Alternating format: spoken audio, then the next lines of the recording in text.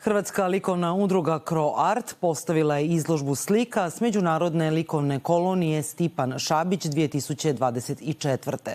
Na koloniji je sudjelovalo 12 umjetnika iz različitih država. Likovna kolonija Stipan Šabić poziv je na umjetničku slobodu. Istaknuto je tijekom otvorenja izložbe dijela nastalih na ovoj koloniji. Izložbom se završava važan ciklus stvaranja, susreta, razmjene i nadahnuća. Inspirativno su druženja s drugim umjetnicima internacionalne kolonije.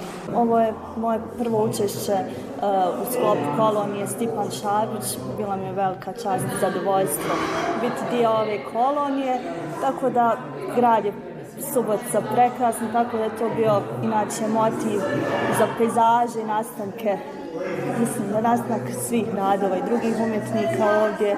Želja je organizatora da svake godine kolonija na spomen likovnog pedagoga Stipana Šabića bude prepoznata kao sastavni dio umjetničkog života Subotice.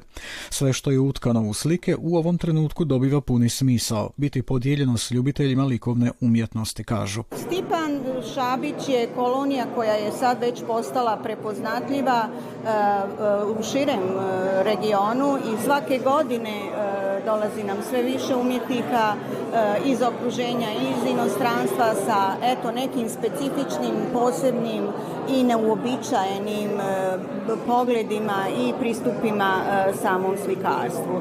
Slike koje ostaju zaista su visoke umjetničke vrednosti. Stilski gledano imamo geometrijsku apstrakciju, imamo slike koje su potiču iz klasičnog figuralnog slikarstva, zatim imamo pejzaže, čak i gotovo neke slike koje odišu hiperrealizmom, doslovno preneseni motivi na platna kao sa fotografija. Svi su umjetnici bili raspoloženi za druženje, za slikanje i to je jedna od onih prednosti što nosi ova kolonija Stipan Šabić.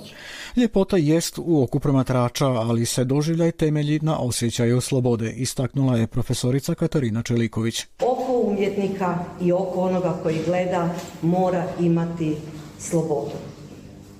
Ne može se stvarati ljepota ako nemamo slobodu.